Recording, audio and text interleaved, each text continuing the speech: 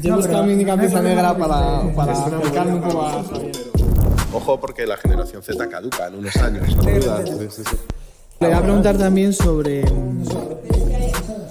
Alula, que no sabéis lo que es. ¿No? Dicen por ahí que si eres capaz de definir a lo que te dedicas, probablemente una máquina lo haga por ti en unos años. Pero creo que nos tomamos demasiado en serio las cosas que hacemos. Y a la gente le importa una mierda. No tengo tiempo para ver TikTok porque me tienen explotado. La breve de un desfile de París. Sí.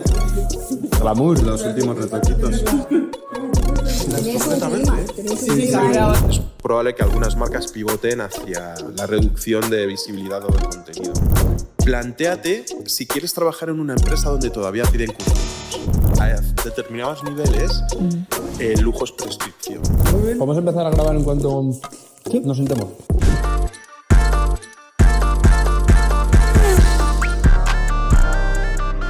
Bueno, pues el otro día estaba viendo nuestro primer podcast, o nuestro primer intento de podcast hace unos años, en una sala bastante chuchurría y hemos dado un salto de calidad bastante grande. Y bueno, ya estamos aquí porque este 2024 Amazing cumple 5 años como empresa, como proyecto, como aventura. y a lo largo de estos 5 años pues hemos ido conociendo a mucha gente brillante que nos ha enseñado, nos ha dado capones, nos ha presentado a otra gente brillante y sobre todo nos ha enseñado mucho, ¿no? Y con ese motivo o esa excusa hemos decidido abrir esa red de personas o influencers de Amazing al resto del mundo, tanto a nuestra crew como a la gente en general que nos sigue y queremos pues eso, abrir esta aventura, tener unas conversaciones sobre todo sobre futuro en general, pero en este caso sobre futuro, mundo del lujo, tecnología, con una persona que para nosotros es referente, que se llama Javier Plazas, que está aquí. Bienvenido, Javier. ¿Cómo estáis? Muchísimas gracias, enhorabuena por los 5 años, felicidades y gracias por invitarme. Un placer. Bueno, en estas conversaciones que vamos a tener, es verdad que hoy va a ser muy fluida y para empezar es el piloto, que yo creo que... Eso nos quita presión, decir eso ya nos quita como tal. Arranca de una forma un poco más tranquila. Entonces, la idea es un poco conocer a Javier Plazas, conocer su forma de ver el mundo, que creo que es bastante única. Que nos cuentes alguna historieta que ya nos has contado detrás de cámaras y que nos mola. Y sobre todo también profundizar en todo lo que tú sabes como experto, como profesor también, y debatamos también sobre la actualidad, ¿no? Entonces yo creo que lo primero de todo es quién es Javier Plazas, si lo tuviésemos que contar en un TikTok de 2 minutos. Yo iba a decir, también molaría contar cómo nos conocimos también, que fue bastante curioso. Que no recuerdo, la ciudad era Zaragoza, ¿no? Genial. ¿Quieres contar un poco y vamos ahí complementando? Branding Day, Zaragoza, sí. Cadena SER, y éramos una serie de ponentes que íbamos a hablar, bueno, de temas diversos, ¿no? Y estábamos recién llegados a Zaragoza y estábamos tomando una birra y llegasteis vosotros y digo, y estos jovencitos confusos, como diría Ignatius, y nada, os presentasteis y me llamó mucho la atención lo centrados que estabais y sobre todo las ganas. Erais y sois esponjas, ¿no? Y eso...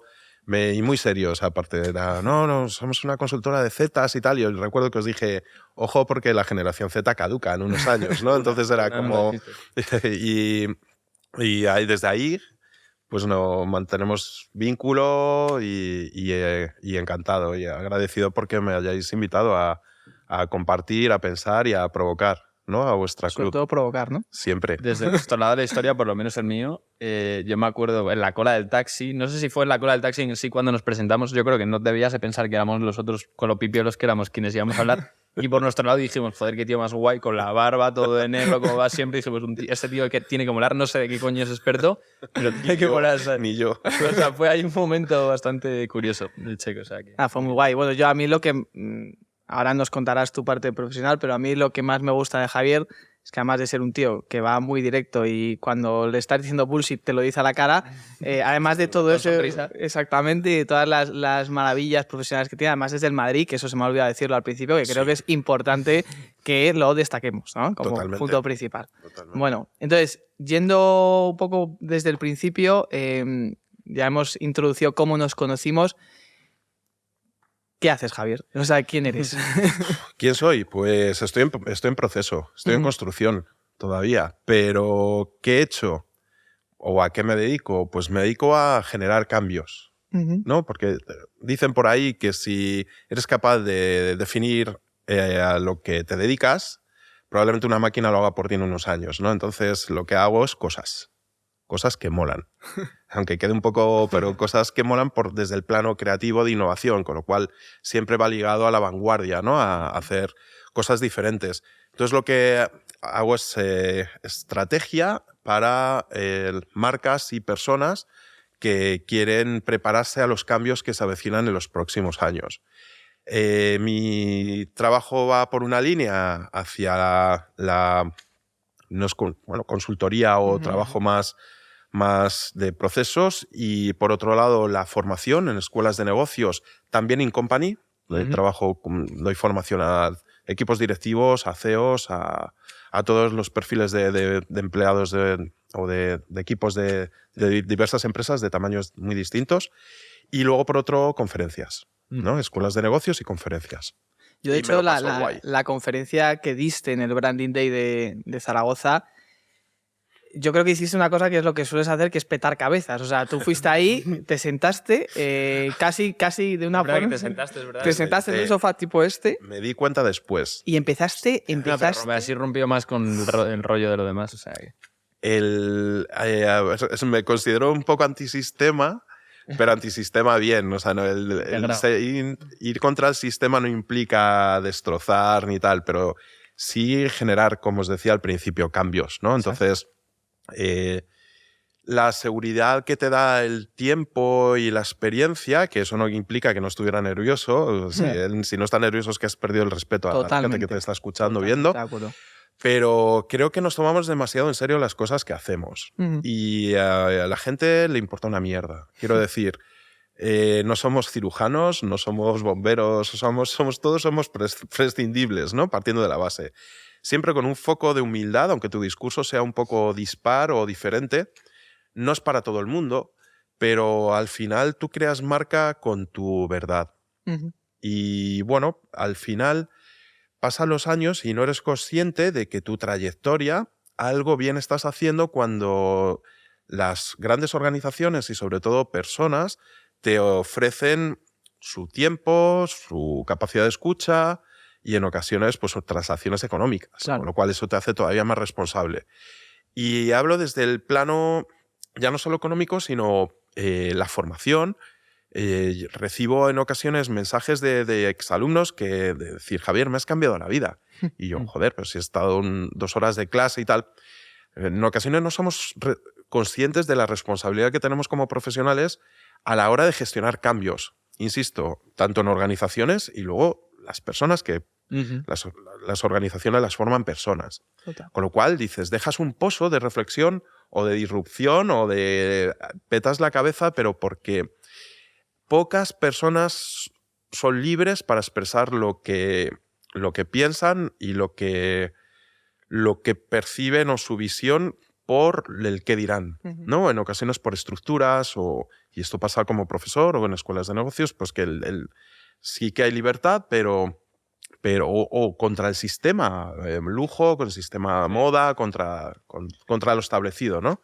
Y en ese sentido, pues como me considero una persona libre, pues a día de hoy pues puedo decir lo que pienso y se respeta por lo general. Y claro, hablas, y yo creo que es muy coherente, ¿no? Hablas de cambio, de evolución, de innovación, y al final realmente uno de los sectores punteros de esto es el lujo, ¿no? Que al final es donde no solamente tú te desarrollas ahí, pero donde tienes un gran expertise y te reconocen mucho dentro de este sector. ¿Por qué este sector y qué es el lujo, ¿no? O sea, yo creo que las dos preguntas, ¿por qué trabajas o tienes tanto expertise ahí dentro? ¿Qué te mola o qué te moviliza hacia ahí? Y si antes de todo definimos qué es el lujo o defines tú qué es el lujo, yo creo que es una buena forma de empezar también. Mirad, a ver, os doy un poco de contexto Sí, para que, todo, para todo, que sí. tanto vosotros como la audiencia me ubique un poco mi trabajo. Yo estudio Ciencias Políticas y Sociología. Yo iba a empezar por ahí, es verdad. Vital. Justo. Vital para entender esos cambios sociales. Al final, tanto moda, lujo e incluso el impacto de las tecnologías tienen un componente sociológico brutal. Entonces, una vez que entiendes, y hablo mucho de las micro tendencias, geopolítica, etcétera, ¿no? Todo ese pozo viene de la formación previa. Y ya después fui orientando mi formación en estudios de posgrado hacia la comunicación empresarial.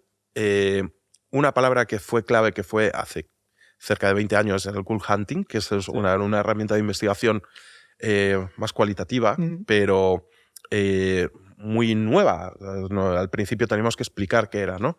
Y ya después fui orientándome hacia el sector del lujo, me especialicé en el Instituto de Empresa y, por último, la transformación digital. Es decir, que al final hablamos de personas, sociedad, cambios culturales, políticos, económicos, desde una visión macro a lo micro, y ya el sector de lujo, sin duda alguna, es estratégico. O sea, si tienes el foco puesto y entiendes los movimientos que está haciendo el lujo, años después va a llegar a otras industrias.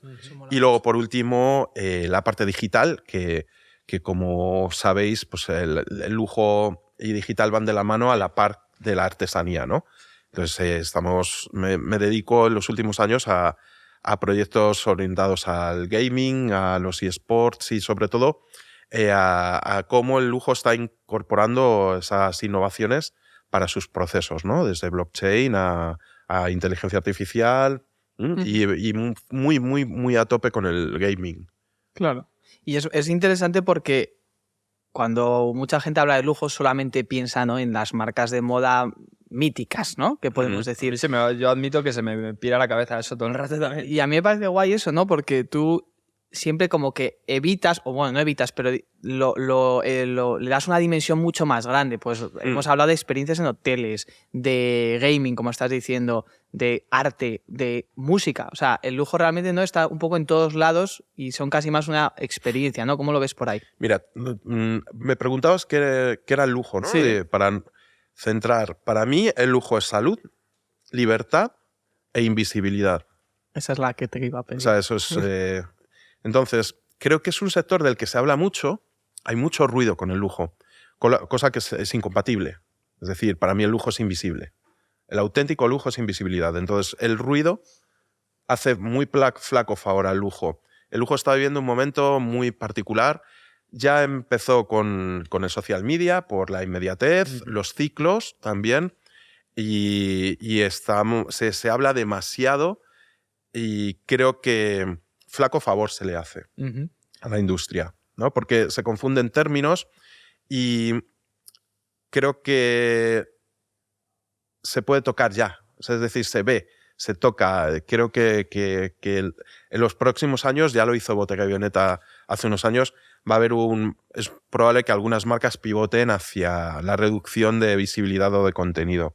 ¿Y cómo surge todo esto? O sea, hablabas antes de la parte sociológica que hay detrás de todo esto y me interesa.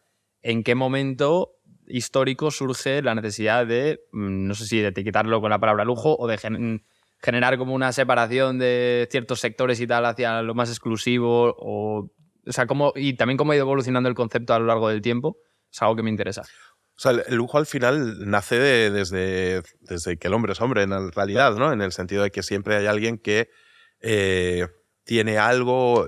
El lujo es deseo, básicamente, ¿no? Y yo creo que la construcción de marcas en torno a esto es lo que en el siglo XX, al final del siglo XX, es cuando, digamos, que se profesionaliza y explota, ¿no? Lo que, la diversificación y sobre todo el trabajo desde la marca. Existían directores creativos, Balenciaga, Chanel, etc. Y no era una industria como tal, ¿no? Y sobre todo hay un antes y un después, que cuando nacen los conglomerados. El LVMH, el grupo Kering. Entonces son conglomerados que abarcan todas las categorías del sector del lujo y tienen ya unos profesionales y trabajan ya las marcas desde los intangibles principalmente hasta el producto, ¿no? Entonces ahí hay movimientos en los 80, en los 90 y ahora con la tecnología que nos hacen ver un lujo que está en continua evolución el concepto. Claro. Incluso desde el entorno digital. Hay personas que dicen, no, es que yo no puedo entender cómo unas sneakers en Fortnite pueden valer X, ¿no? Porque no se entiende el entorno digital. Pero claro, las marcas no lo están haciendo para las personas que no lo entienden, sino para las generaciones que lo entienden o que ya están manejándose en ese entorno, como vosotros o la generación alfa, que estamos ya a tope con ella. Y es una chorrada esto a lo mejor de lo que voy a decir, pero cuando hablas de invisibilidad, ¿el negro es el color de la invisibilidad? ¿Puede ser? ¿Tiene sentido? Está más asociado, pues podría ser, es un matiz interesante. Me acabo de tirar un triple. No, es guay.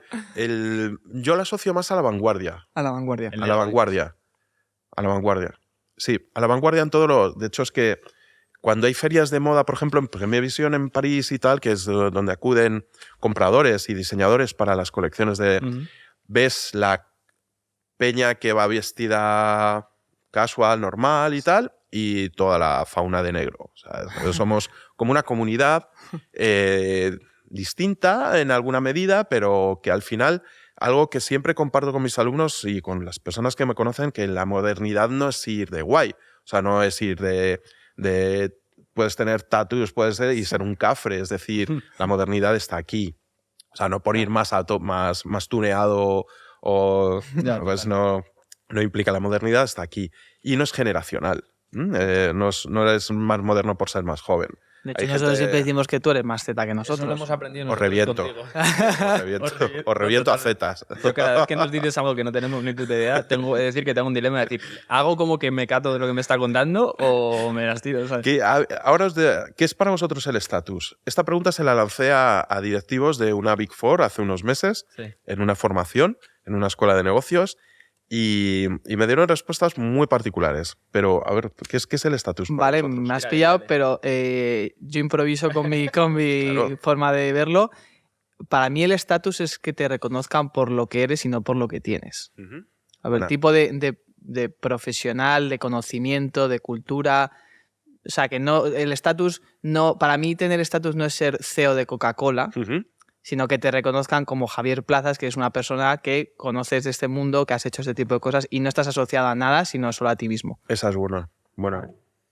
Joder, cabrón. Me ha gustado, sí, me ha dejado aquí. Claro, aquí hemos venido... Y no estaba preparado esto. No, en absoluto. Condicionado porque últimamente he oído bastante en podcast y tal, de peña, típico podcast de gente que habla además de la parte económica, del dinero y todo eso, y habla un poco también lo de que hablabas tú, la invisibilidad, ¿no? Que la gente real con poder, y no sé si poder es exactamente lo mismo que estatus, no tiene necesidad de mostrarlo o de demostrarlo, ni como viste, ni que fardando el típico fantasma que cuando quedas a comer con él te cuenta todo lo que tiene. Entonces, para mí es un poco el rollo también. Una persona con estatus es una persona que no tiene necesidad de demostrarlo ni de contarlo porque está satisfecha y contenta. Sí, por cierto, esto va ligado a lo que hablábamos antes, es que el estatus y el lujo en ocasiones se confunden, ¿no? Van de la mano.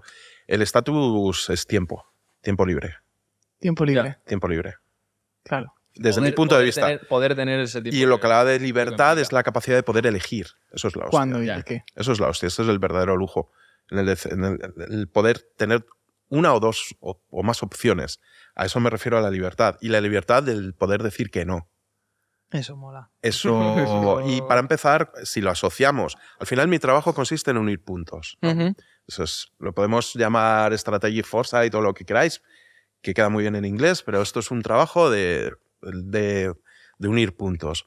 Y es, al final, vas trabajando un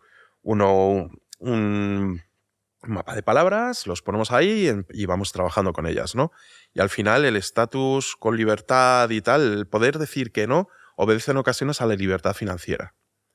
Entonces yo voy a vivir igual, gane mucho o gane menos. Poco no, menos. Esos son los pequeños matices con el sector del lujo, ¿no? Si es caro, no es lujo. O sea, si es caro es que no has superado las expectativas que tenías, tanto el producto como el servicio. Entonces, el hecho de que haya gente que diga, no, es que ya mi producto vale una prenda o lo que sea, 1.500 pavos la noche, un hotel, no te da el estatus de lujo, aparte de que necesitas cerca de 15 años en construir la marca, etcétera, ¿no? O sea, hay bastantes barreras de entrada a lo que es el sector, aunque hagas diamantes.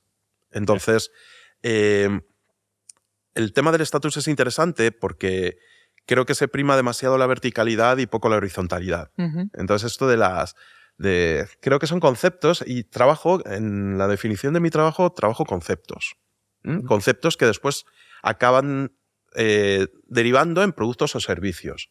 Pero inicialmente, cuando nuestra forma de pensar es muy genérica, muy creativa, muy innovadora, y después aterrizamos, ¿no?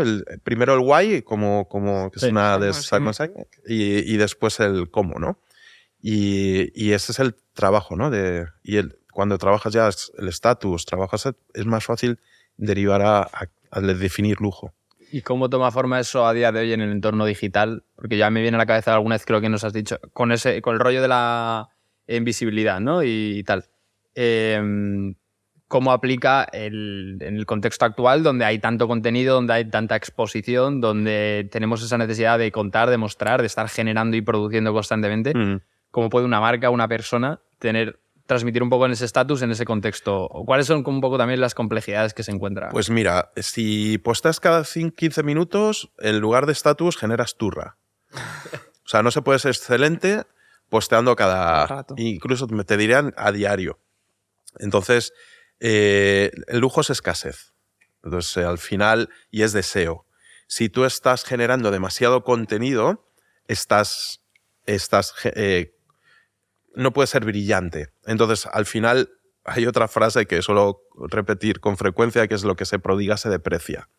Entonces, la invisibilidad al final, frente a la inmediatez de marcas, y sobre todo, en alguna medida, si vamos a la industria de la moda, hay tanto exceso de producto que no inspira. Nuestra obligación es inspirar. Entonces se ha convertido en determinadas redes sociales, hablo de Instagram y tal, en mercadillos, una sobreexposición de producto que hace que a mí me llevan a la desconexión máxima. Entonces yo, cuando me asomo a las redes sociales, también busco, más allá de información y tal, una parte de inspiración. Entonces tengo una máxima que si sigo a más de 1000 cuentas en Instagram, la culpa es mía. No puede haber más de 1000 cuentas que me inspiren. Ahora mismo estoy un poco más dejado, tengo 1300, en unos meses me pongo a trabajar y 300 que salen. ¿Por qué? Porque al final, si me inspira la arquitectura, me inspira la gastronomía, al final las tendencias son muy transversales, y para entender de lujo tienes que tener una cultura amplísima para poder entender los discursos de las marcas. O sea, esto no es... para entender el lujo tienes que tener una cultura brutal, desde el arte contemporáneo al diseño, a historia, tecnología, absolutamente de todo, ¿no? Para ello. Hablabas un poco de las claves o de estas bases de no dar la turra, de la invisibilidad y demás, y yo me pregunto, sabes que tienes una bala para obviar la pregunta. Puedes decidirlo a lo largo de la... que no lo hemos dicho antes. Puedes decirlo, pero esta pregunta creo que puede ser susceptible de veto, que es, ¿dirías alguna marca que te guste dentro del sector del lujo, que cómo lo está haciendo, y dices, para mí esta es una, dos o tres las que tú consideres, y sobre todo por qué? Porque creo que más allá de... A ver, de todo el universo del lujo, pensad que hay muchas categorías. Claro, sí, claro. Desde coche, relojería, joyería, moda, que es lo más visible, ¿no? Hago un ejercicio siempre con los alumnos, que es cuando llegan al primer día de los MBAs, soy el primer profe, ¿no? Entonces hago una catarsis que flipan. Luego lo agradecen, no se les olvida esa hora en la vida, ¿no?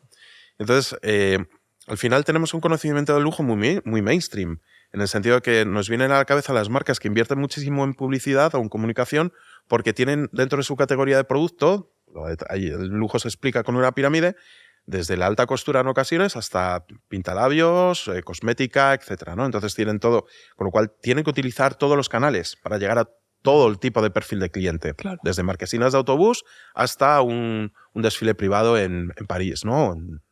Entonces, para mí, las marcas de referencia son invisibles, para empezar. O sea, vale. no están al alcance. O sea, me sorprendería que alguna de las que conozco salieran en una pregunta, ¿no? Dime 10 marcas de lujo y probablemente vamos a decir más o menos las mismas. Siempre sale Rolex, siempre sale Vuitton, siempre sale Chanel, Hermès y tal. De las categorías, si hay una categoría que desde unos años a esta parte me gusta y sigo muchísimo, es la hotelería. Y hay de todas las cadenas hoteleras, generalmente cadena y mi trabajo son términos incompatibles. En el sentido de que ya la cadena ya en el sentido, claro, porque soy más de conceptos o de hotel boutique, etcétera. Pero si tengo que defender una que me inspira y que me pasaría un año viajando por el mundo visitando cada uno de ellos, es Saman. Recomiendo a todo el mundo que vea a ver si es capaz de pagar a Man, porque es una, no debe ser fácil, pero yo... No. Pero a mí me gustaba lo que me decías antes sobre esto, que yo te decía es caro, y recuperamos un poco lo que decías al principio del podcast. Si cumple mis expectativas, no es caro, claro. ¿no? O sea, tú te gastarías todo el dinero que hiciese falta en vivir esa experiencia porque lo vale para ti. Totalmente, porque no sería una experiencia de vida, aparte que son spas, o sea, quiero decir, Sí, a mí me da paz la arquitectura, me da paz la belleza, me da paz muchísimas cosas. Entonces, la música, es decir, el silencio en ocasiones y que me reviente un bafle con tecno en otras. O sea, que no, cada uno busca, o sea, lo del concepto de salud es muy relativo, ¿no? En el sentido de que palma más gente haciendo deporte que saliendo de un after.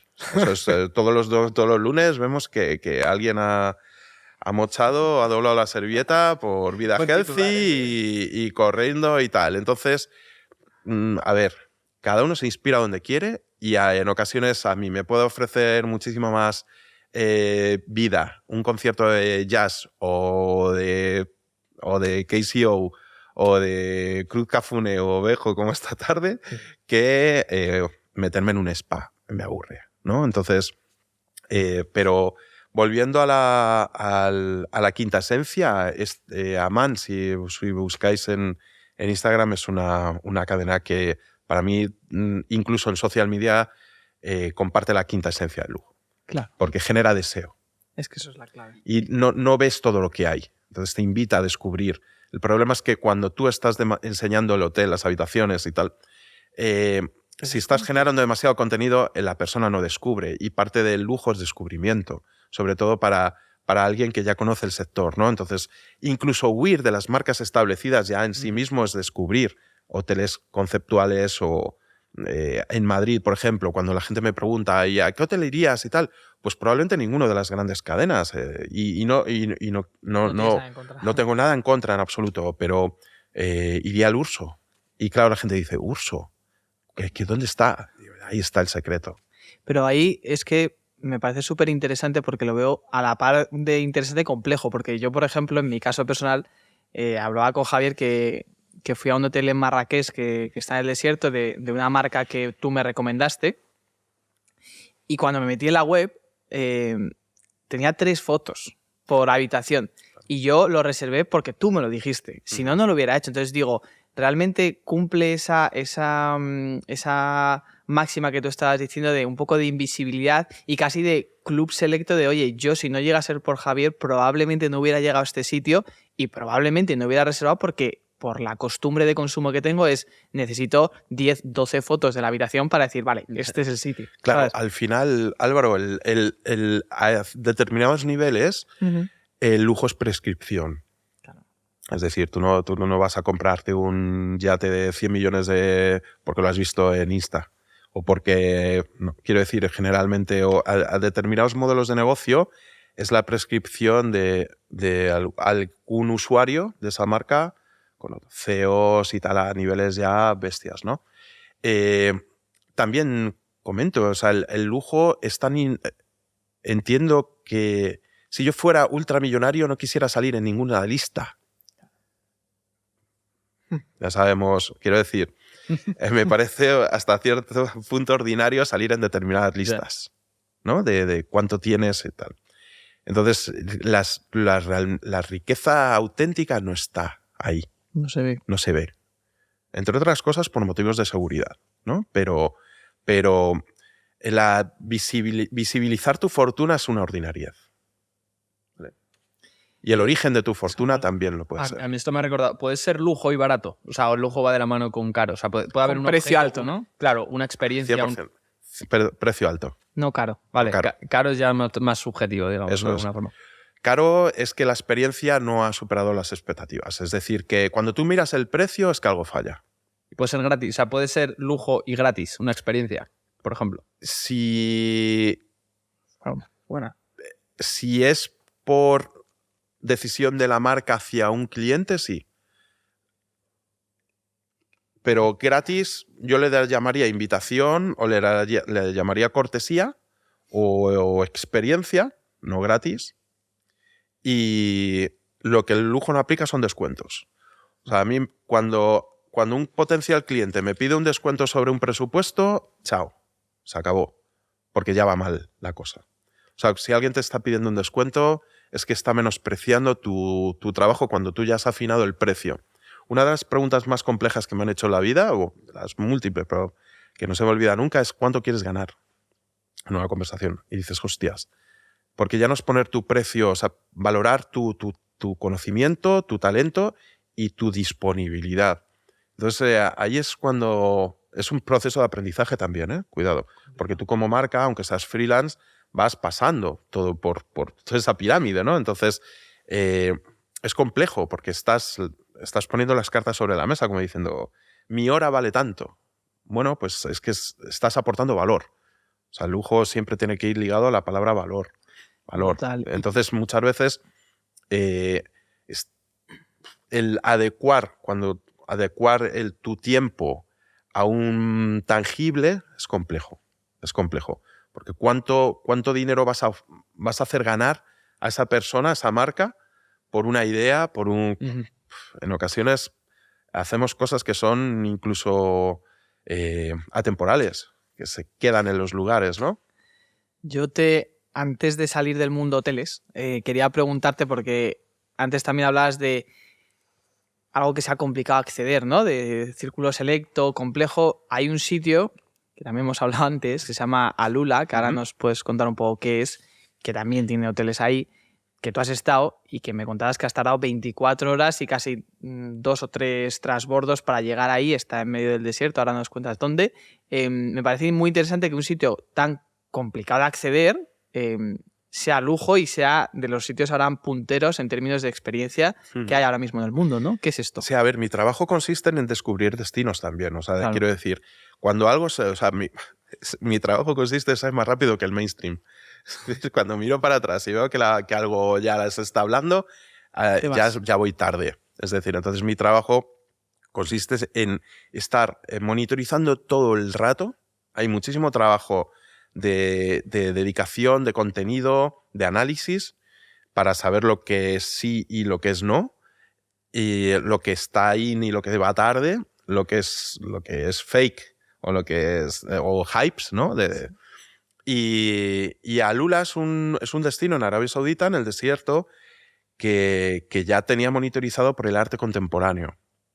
Entonces, es un destino en el que se está apostando por la hotelería de alto nivel, lujo, para vivir experiencias muy particulares en el desierto vinculadas con el arte. Entonces, cada destino tiene una llamada a determinados perfiles de turistas o consumidores, y en este caso Alula pues he estado recientemente en el mes de noviembre desarrollando junto con un equipo creativo la dirección creativa de un concepto de hotel allí, y es alucinante, alucinante. O sea, es un proyecto... Lo que comentabas es que la inaccesibilidad es parte de la experiencia. Claro. Claro, o sea, es decir, es darle parte la del storytelling y es parte del esfuerzo que tienes que hacer para llegar ahí. Entonces, al final es, ¿compensa o no? O sea, si no está bien diseñado, no compensa, pero es un destino que cuando llegas, dices, te quedas loco. Lo que Loco está claro es que con no es para todos. Esa es la idea, ¿no? Es que no, el lujo no, o sea, estos conceptos no son para todos, ni yo soy para todos. O sea, yo no soy para todo el perfil de cliente, sobre todo si lo que quieren es vaselina. O sea, hay clientes que lo que quieren es escuchar lo guay que son y todo lo bien que lo hacen. Yo soy una persona, un perfil que genera, o sea, que hago un diagnóstico y voy, precisamente porque mi servicio va orientado a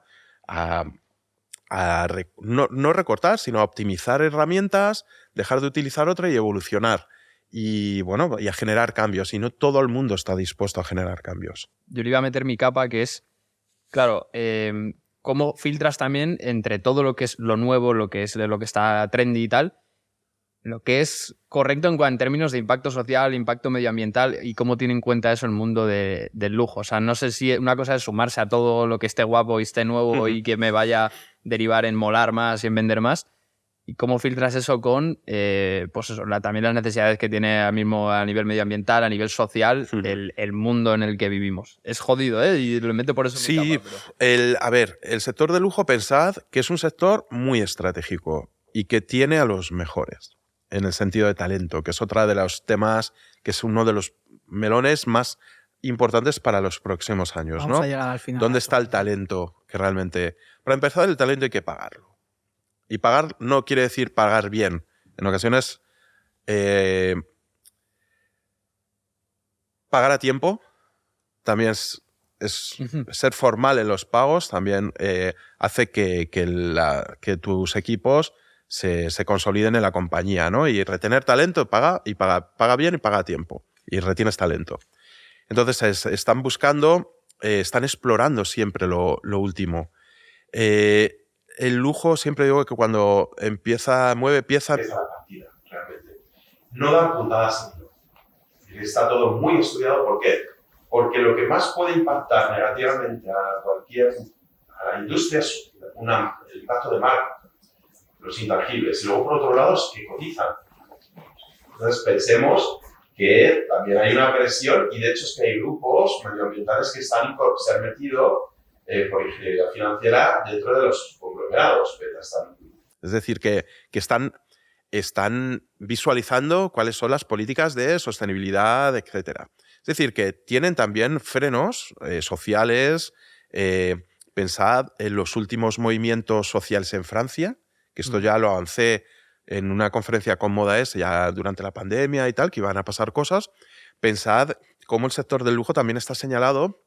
Hace unas décadas eran los bancos, las petrolíferas y tal, y ahora en Francia los chalecos amarillos, y cuando hay movilizaciones tienen que tapiar todas las firmas de lujo, porque en los Campos Elíseos y tal, digamos que también está representando la diferencia, ¿no? Social o de clase, etc.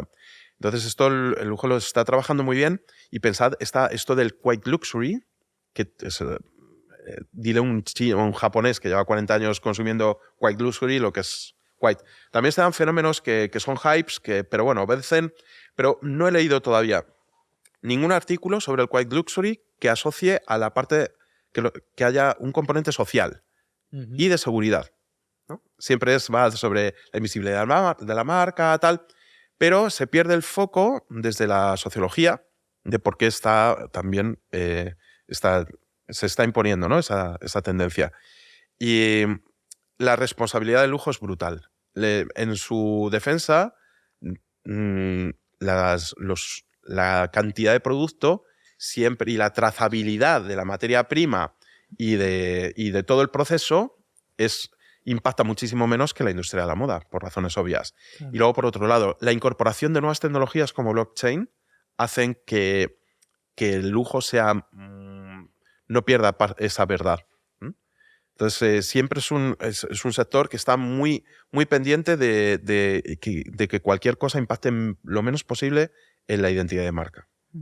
Estabas mencionando ahora las tiendas de París, pero en general también es otra de las cosas que recuerdo de la famosa conferencia de Zaragoza, que tú empezaste ahí a hablar del metaverso, no sé si te acuerdas, sí, y ya era una cosa que la gente dice, ¿de qué está hablando este tío? Y era una cosa súper puntual, pero lo mencionaste, eso hay que decirlo. Y es verdad que ha habido también un boom, también un mainstream de marcas de lujo y no de lujo, que han decidido adentrarse al mundo del metaverso y crear incluso sus tiendas. Las primeras o las precursoras, como siempre, fueron las marcas de lujo. Y yo me pregunto, o sea, ¿realmente es algo que se va a quedar? Porque es verdad que nosotros en nuestros estudios, hablando con Zetas, no está tan acogido todavía. Entonces es algo que se va a quedar realmente. ¿Cómo van a funcionar el híbrido entre las tiendas físicas y digitales, ese concepto del physical y tal? ¿Tú qué piensas ahí al respecto en los próximos 20 años? A los próximos 20 años Decimos 5. probablemente hayamos vivido una tercera guerra mundial. No. Está huevo. Esto no, Sí. es que hay veces... Uno de los problemas de cuando estás monitorizando todos los drivers que generan tendencias, en ocasiones ves cosas que no te gustan nada. Claro. Y estamos viviendo en un contexto que cualquier variable, o sea, ahora mismo no podemos descartar prácticamente nada.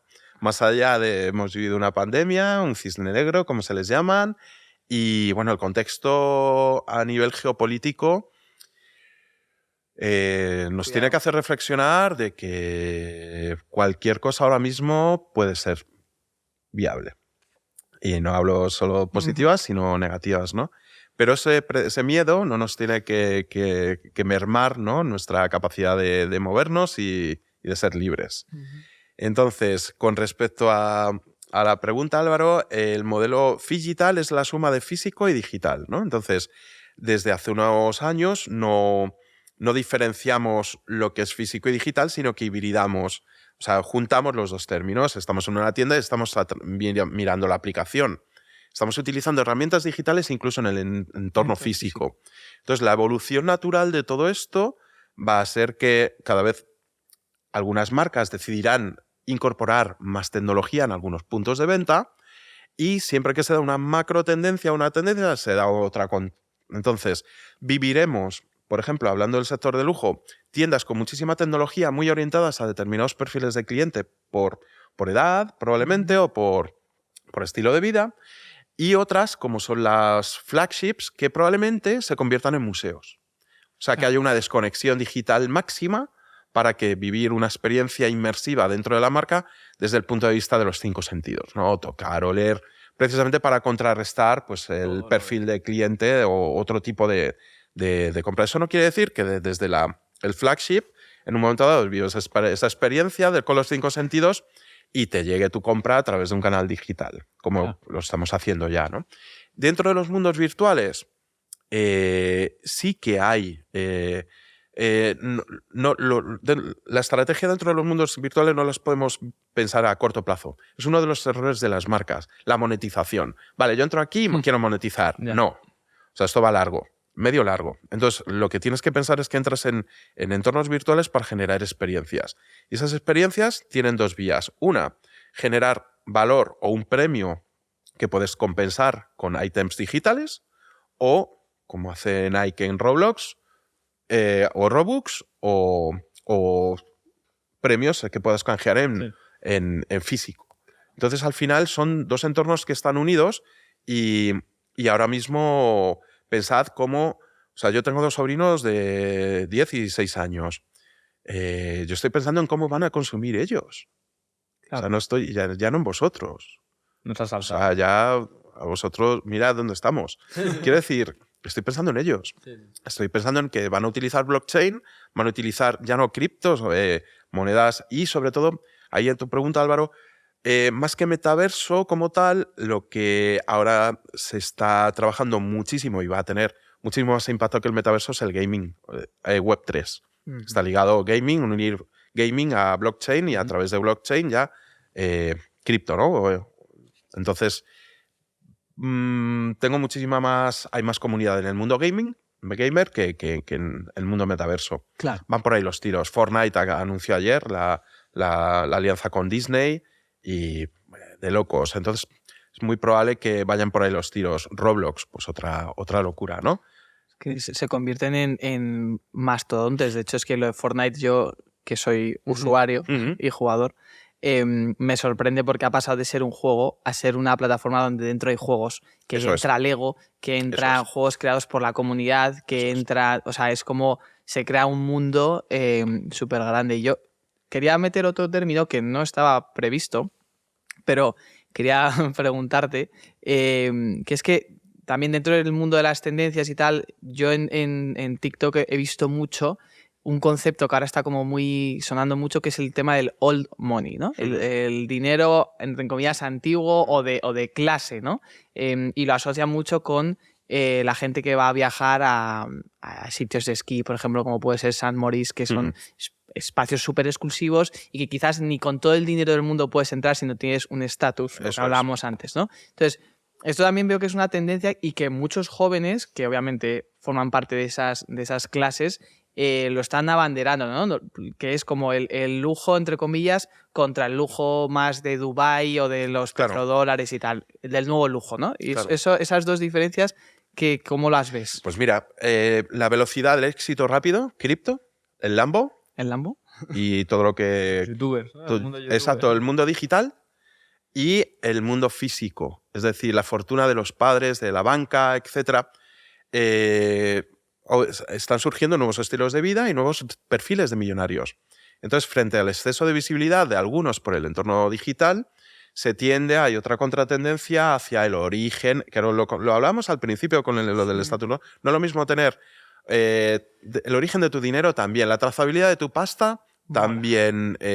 No puedes entrar en determinados círculos o no.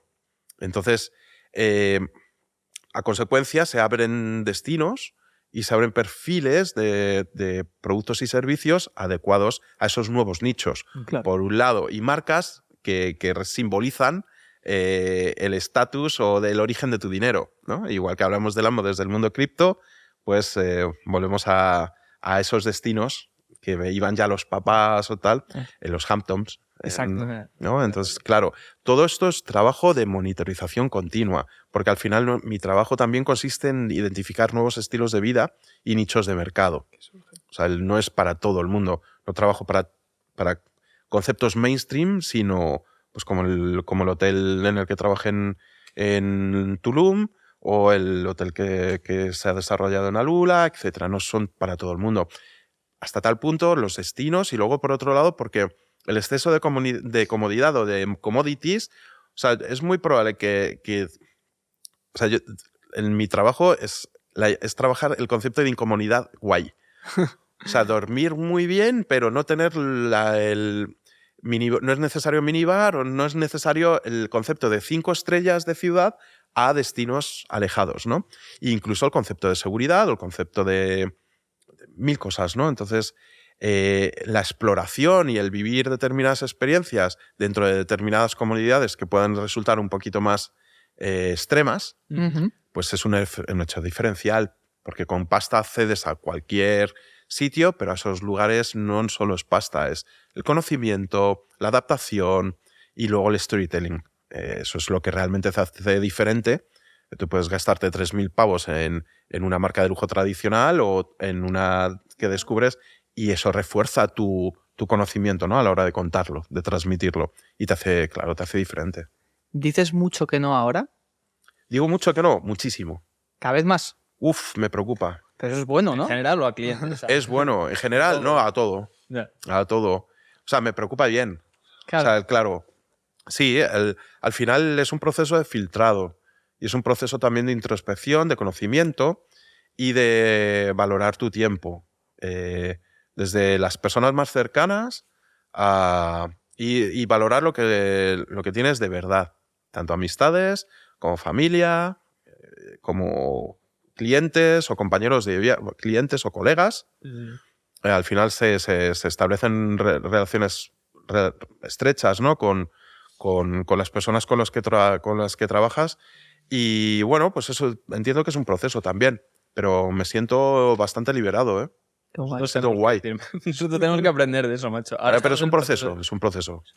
ya por necesidad, tenemos que empezar, que no ya por un punto en el que tal. Es un proceso. Yo quería volver al rollo de las realidades inmersivas, mixtas, bueno, todos esos conceptos que hay por ahí, ¿no? Y los distintos pasos que implica. También por el rollo, ¿no? De las Apple Vision Pro, que hace poco han salido, que están en boca de todo el mundo, los memes. Hablábamos antes de los memes que han salido en Twitter, yo veo un montón de peña haciendo bizarradas ahí por la calle. ¿En qué punto crees que está todo eso actualmente? Bueno, nosotros sí que decir lo que decía antes Álvaro, en los estudios que hemos hecho, creo que participaste en uno el pasado de moda que hicimos, veíamos que lo que es la generación Z en sí no hay tanta adopción todavía, más que en perfiles que decías tú, más del rollo gamer, de comunidades más gamers, más deep del mundo de internet, pero sí que, por ejemplo, había pasos medios o pasos intermedios que podían ser el rollo, la realidad aumentada, pues eso, como tecnologías más integradas en las aplicaciones, dispositivos que ya usamos y tal. ¿En qué punto crees que está ahora? ¿Cómo crees que se mete aquí en toda esta movida las Apple Vision Pro? ¿Qué evolución crees que va a tener a futuro? Yo creo que a la gente le produce curiosidad ese tema. A ver, estamos en un momento de adopción muy temprana. O sea, la adopción, pensad, ¿cuánta peña habla de cripto y cuánta gente tiene criptos? O sea, hay mucho ruido y poca, como de lujo.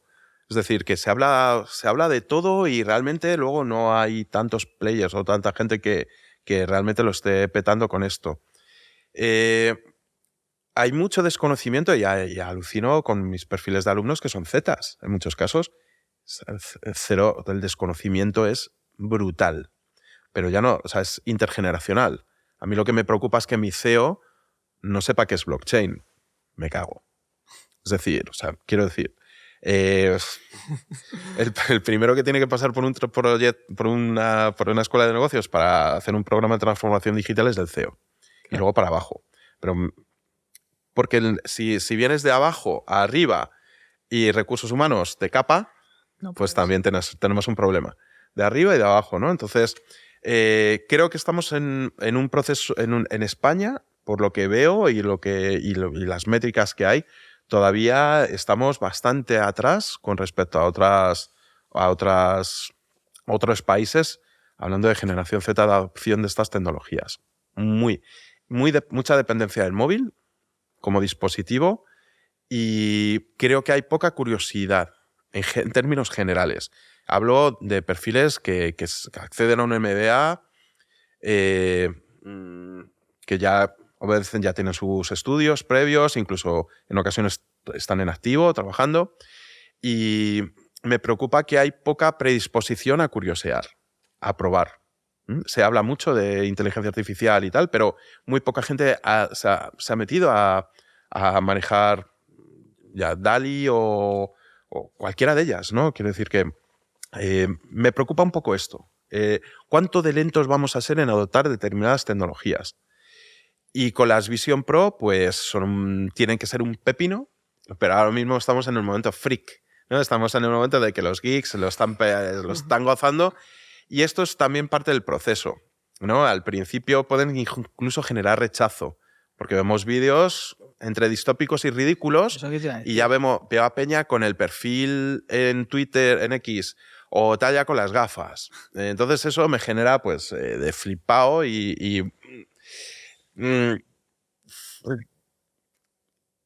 estoy esperando a que pasen cosas. No sé, o sea, ¿es una tecnología potentísima? Sin duda alguna. ¿A tope con ella? Sí, para adaptarla a determinadas. Pero el discurso de determinados influencers o de determinados prescriptores creo que no es el correcto.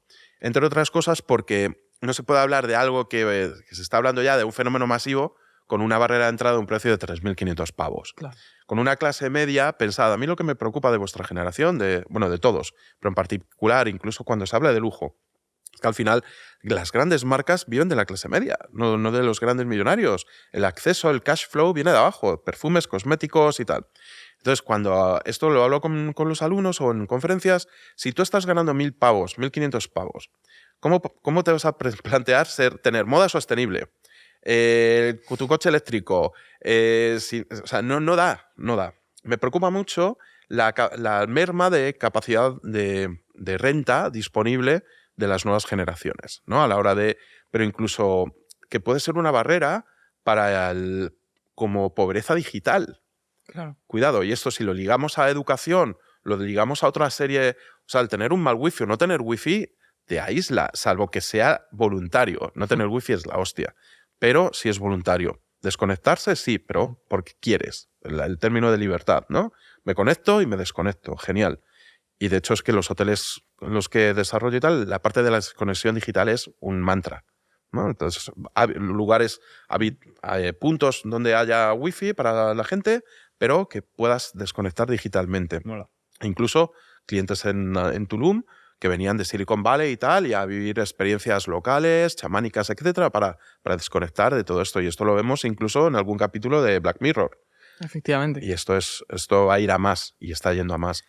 Entonces, adopción de tecnología sí, pero vamos a ver, hay muchos factores que obedecen a que no sean del todo accesibles. Por un lado, desconocimiento, y algo que me preocupa por encima de todo es la ciberseguridad. O sea, el abrir ventanas y no poner coto, no tener conocimiento de claves, de cómo está eso está generando brechas brutales, y creo que tiene que ir ligado el conocimiento de la utilización de nuevas tecnologías con dos claves. Una, la privacidad, y otra, la ciberseguridad. Y esto es un tema que ya mis sobris lo tienen nacen ya con esa cultura. Pero me preocupa también las generaciones por encima que están prohibiendo a los más pequeños jugar videojuegos porque consideran que están todavía con el Street Fighter, ¿no? Y esto pasa. Hay unas brechas con respecto a la adopción de tecnologías, incluida el gaming, por desconocimiento de las anteriores generaciones, que están limitando la libertad de moverse en determinados entornos. No digo que no haya que tener vigilancia, por supuesto, pero probablemente a las exposiciones sobre gaming que hay en determinados museos hay que llevar a los padres en lugar de a los hijos. O sea, esto se necesita muchísima educación desde lo digital para que esas adopciones de tecnologías se agilicen. Si no, lo vamos a tener complicado. Nos han marcado desde producción un poco los tiempos. Entonces, antes de ir con las preguntas de la crew, has mencionado varias veces a lo largo de la conversación Tulum. Sí. Y es una historia que sin mencionar la marca, no podíamos irnos sin hablar de Tulum. Yo creo que más que qué pasó en Tulum, qué hiciste en ese hotel. Y si nos lo puedes contar así por encima antes de pasar con las preguntas, yo creo que estaría guay para cerrar esta parte. Pues nada, disparo. La historia es que fui a dar una conferencia a Ciudad de México y en ocasiones lo que gano lo reinvierto en descubrir esos lugares, porque no puedo estar hablando de lujo y no vivirlo, ¿no? O sea, sería incongruente en alguna medida. Y bueno, pues también invierto en formación. O sea, los programas me los pago yo. Es decir, que cada X años tengo que pasar también por escuelas de negocios y formarme, porque las tendencias también, la parte de Big Data, son determinantes ahora mismo para la parte cualitativa. Entonces, pasaba por Ciudad de México, me fui a la Riviera Maya para descubrir 3 hoteles que para mí eran referentes en esa zona de México. México tiene de los mejores hoteles conceptuales del mundo. O sea, es un no parar, viviría allí todo el rato. Entonces, uno de ellos estaba en Cancún, hiper secreto, que incluso gente de Cancún tampoco, pues como os hablaba del Urso aquí en Madrid, ¿no? Preguntas por el Hotel Urso y pues igual, muy minimalista, muy armario, o sea, brutal. El segundo estaba en Tulum y el tercero era el hotel que ganó un premio por la UNESCO al mejor hotel del mundo. Es el premio Versalles, que se da por arquitectura y diseño. Entonces me hice los 3. Y estando en el tercero, que estaba en Mérida, recibí la llamada del dueño de él, que estaba en Tulum, donde fui huésped y tal. Y bueno, pues tenía 2 opciones. Mi avión, tenía que coger un avión desde Mérida ya para Ciudad de México y Madrid. Era diciembre de 2017, previo a Navidades. Recibí la llamada de esta persona y dije, wow, he estado en uno de los sitios más maravillosos del mundo como huésped. Y no voy a perder esta oportunidad. Pillé un bus, 4 horas de autobús, me planté allí, los de recepción, otra vez aquí, señor Plazas y tal. Digo, ya, no, es que tengo una reunión con el dueño y tal. Bueno, pues tuvimos una conversación de 20 minutos y me quedé que no en Tulum, o sea, me quedé con la maleta de 3 días, de una semana, un año. Entonces estuve desarrollando, bueno, pues un trabajo de brand manager durante un tiempo y una experiencia brutal. Pero bueno, es ir ligero de equipaje, ser libre. En ocasiones, bueno, no tener determinadas ataduras y tal, eso también depende del momentum, cómo se le dice, ¿no? Que te pilla en otro momento, pero al final la vida te llevas a esas experiencias y fluir. Yo lo que os invito es a que fluyáis y no tengáis miedo a decir que sí o a decir que no, pero siempre desde la reflexión y con un punto de estrategia. Creo que se le da poca importancia a la estrategia y demasiada a la táctica. Y al final la táctica es cómo hacer las cosas, la estrategia es por qué las vas a hacer. Y cuando tienes una estrategia clara, que es hacia donde va el sector del lujo, es mucho más fácil que desarrolles una trayectoria en la que incorpores más intangibles que tangibles. Al final, tú puedes ganar lo mismo dedicando 1 hora que dedicándole 15 o 100. Al final, puedes ir al mainstream, al volumen o a margen. El lujo va a margen. Vamos a margen. Eso es lo más divertido. Vamos a margen. Pero el margen es conocimiento, el margen es, Por eso. y es Es valor. calidad. Es tiempo, Es- es tiempo. Y va a sacar las preguntas que, como sabéis, es algo que queremos hacer en estos podcasts siempre, que es sacar la opinión de nuestra crew. Como Guay. sabes, para nosotros la comunidad, le llamamos la crew, pero bueno, que es gente que hemos ido a lo largo de los años generando relación con ellas o a través de los centros educativos o de nuestras redes, peña joven como nosotros, a las cuales lanzamos sondeos y les lanzamos nuestras ideas para que nos cuenten cosas, ¿vale? Entonces ayer o anteayer te pedíamos que nos pasaras un par de preguntillas en las cuales no te he enseñado las respuestas y quiero sacarlas aquí in situ, las proyectaremos aquí y tal, para comentar un poco, ¿vale? Y ya cerrar con todo esto. Vamos. Nos lanzaba la pregunta de, me nombra 3 marcas que no puedan faltar en tu vida, ¿vale? Esta, bueno, no sé si lo tenías tú en mente incluso la pregunta, pero bueno, No, pues me gusta. sorpresa.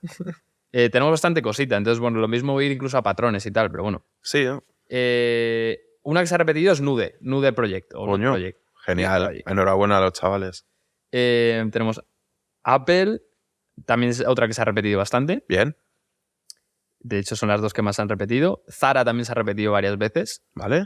Que de hecho salen en nuestros estudios de marcas de Sale Top of mucho. Mind, sale arriba siempre. Es fuerte. O sea, es fuerte en el sentido que mi apuesta era tecnológicas Ay, tendríamos que haberte preguntado. por sectores más que... Y no sé hasta qué punto la moda iba a estar tan representada. Ujú. Es la moda siempre. Yo creo en todos los estudios Brutal. que hacemos, de hecho, el último estudio que hicimos era lo que más salía. Brutal.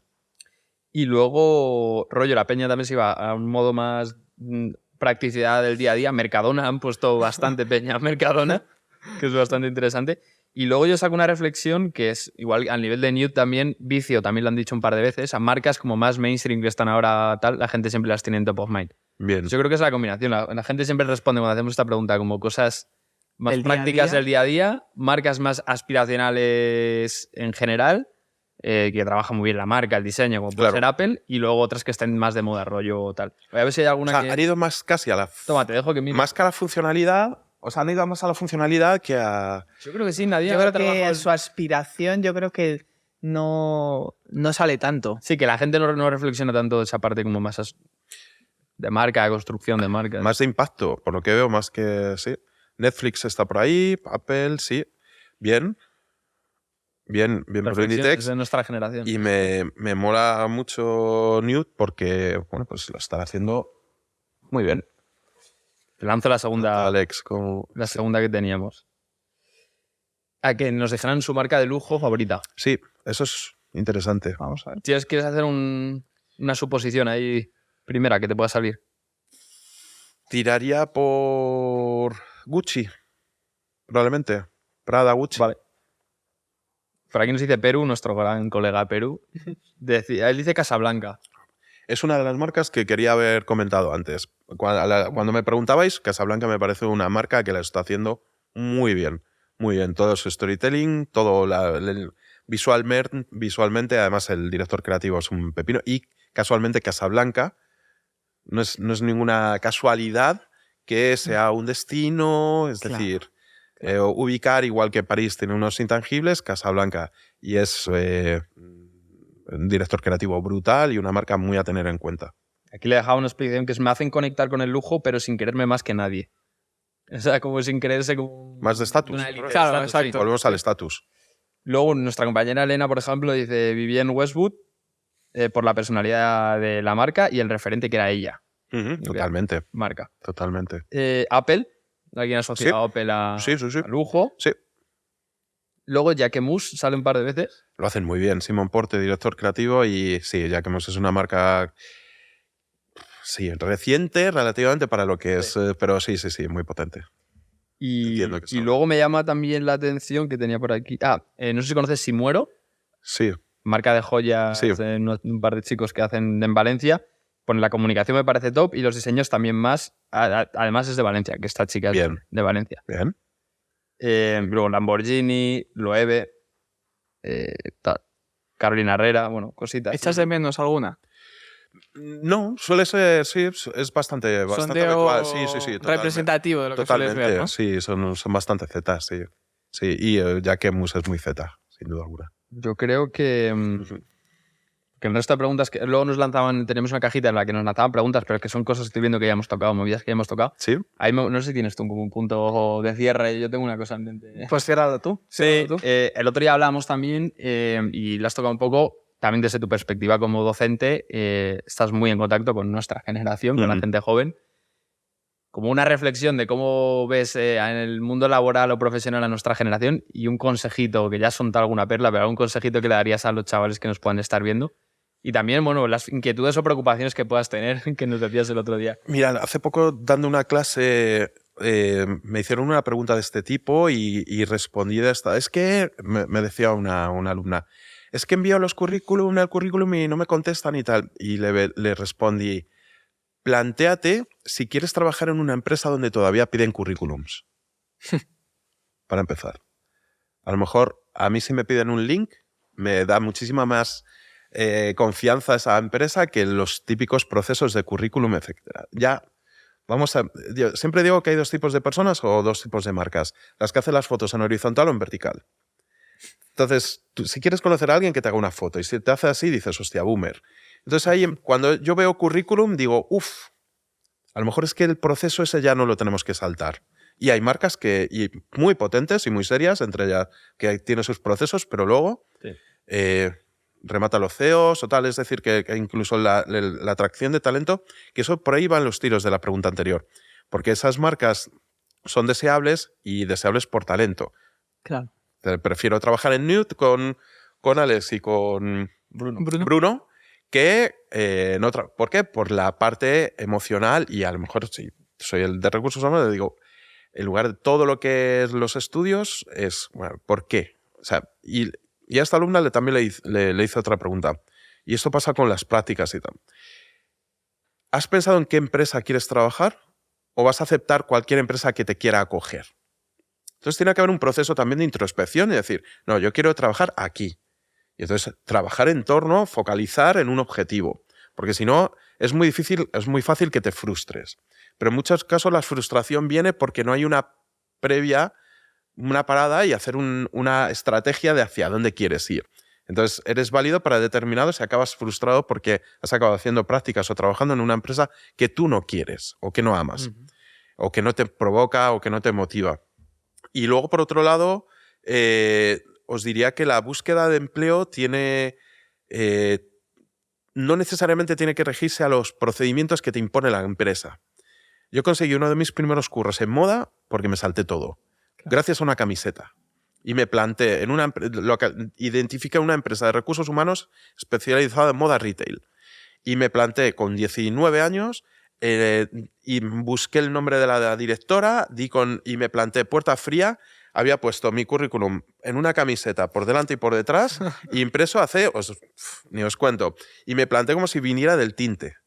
Y entonces me abrieron la puerta, me dejó pasar el portero, subí a la oficina, llamé, hola, fulanita de tal, no, está reunida y tal, ¿le puedo hacer? Soy de la tintorería, ¿le puede? No me lo creo. Cuando a los rato me llamó, ¿quién eres? Tuve una reunión y empecé a trabajar con ella. Un saludo, Monse, porque te debo mucho, y sobre todo porque hacía algo que no hacía nadie. Eso es otro de mis consejos, ir por delante. Lo que os hablaba, inteligencia artificial, ya tienes que tener conocimiento de 3. Te tienen que sonar, tienes que ir por delante. Si eres mainstream, vas a tener trabajo mainstream.